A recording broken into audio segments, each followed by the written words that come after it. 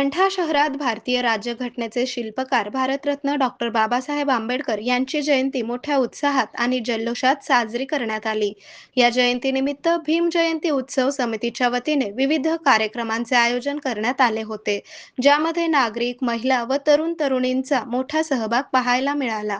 या कार्यक्रमाची सुरुवात सकाळी मानवंदना रॅलीने झाली. या रॅलीमध्ये लेझिम पथक, लहान मुलांचे आकर्षक नृत्य तसेच जय भीमच्या घोषणांनी वातावरण भारावून गेले होते. रॅलीच्या समारोपाप्रसंगी नगराध्यक्षा वंदना वैजनाथ बोराडे, उपनगराध्यक्षा छाया अरुण वाघमारे, ॲडव्होकेट भरतकुमार अवसरमोल, नगरसेविका यमुना दवणे, प्राध्यापक राघव गायकवाड, नम्रता वटाणे, सुनील मोरे, नम्रता गवळी, भीम जयंती उत्सव समितीचे अध्यक्ष गोरख वाघमारे आदी मान्यवरांनी उपस्थितांना मार्गदर्शन केले.